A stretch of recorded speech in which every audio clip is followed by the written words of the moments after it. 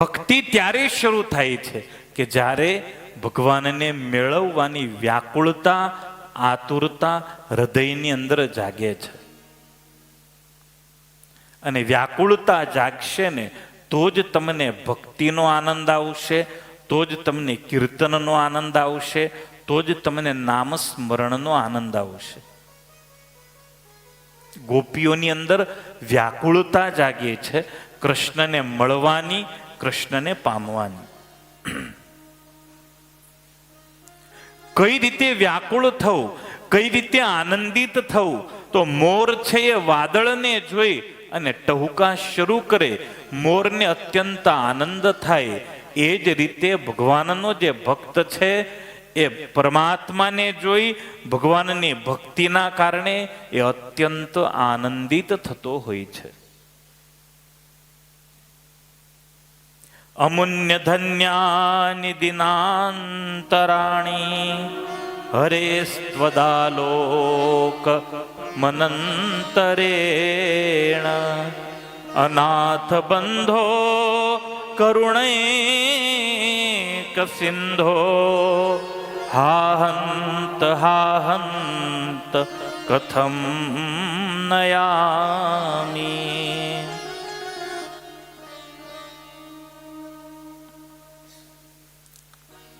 ભગવાનનો ભક્ત ભગવાનને એમ કે, હે અનાથના નાથ, હે કરુણાના સાગર, તમારા દર્શન વિના આ દુર્ભાગી દિવસોને હું કઈ રીતે પસાર કરીશ? બહુ અઘરું છે મહારાજ આ દિવસોને પસાર કરવા. શ્રી કૃષ્ણના વિયોગમાં એક એક ક્ષણ, એક એક પળ હવે યુગ સમાન ગોપીઓને વીતવા લાગે છે. સુખદેવજી લખે, શૂન્યાતીતમ જગત સર્વમ શ્રી કૃષ્ણ વિરહેણ મે. કૃષ્ણના વિયોગના કારણે, કૃષ્ણના વિરહના કારણે આ સમગ્ર વિશ્વ મને શૂન્ય લાગે છે. આવું એને લાગે કે જેને માત્ર ને માત્ર કૃષ્ણની પડી હોય. એ જ કહી શકે ને, દર્શન વગર મને દુનિયા શૂન્ય લાગે.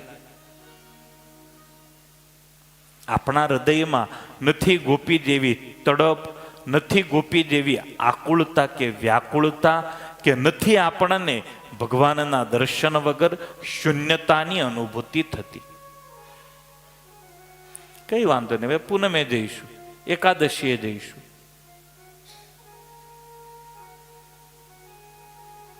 રોજ બાઇક ઉપર આવતા હોય ને બાઇક ના હોય ને તો ના આવે દર્શન. આજે બાઇક નતું ને એટલે ના આવે.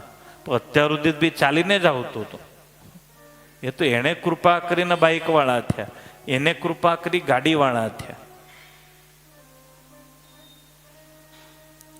આપણે ભક્તિની અંદર વધુ પડતી છૂટછાટ લઈએ છીએ. મહારાજ એમ કે ભક્તિમાં ક્યારેય છૂટ ન લેવી. જો એકવાર છૂટ લેશો ને તો મનને આદત પડી જશે છૂટ લેવાની. આ તો હોતું જ હોય આવું. મન તો આવું કંઈક શોધતું જ હોય છે કે ક્યારે છૂટ મળે.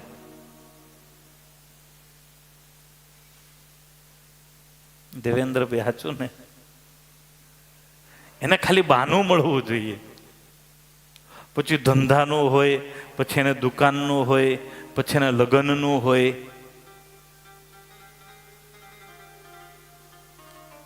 ઘણા પૂછે ને કેમ નથી આવતા? તો કે સ્વામી સૂતક છે.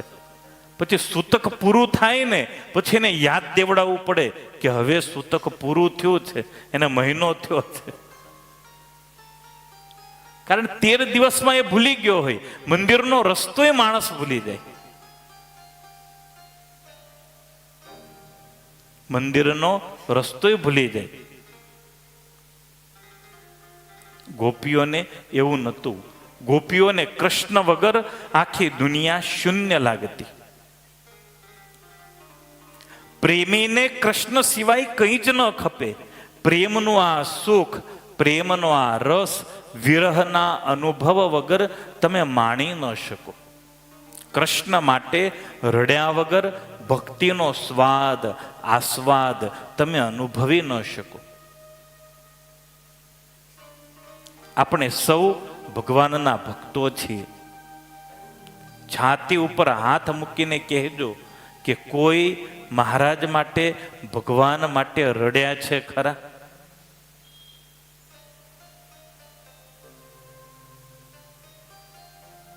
ક્યારેય રડવું ના આવ્યું? ક્યારેય આંખો ભરાઈ ના આવી?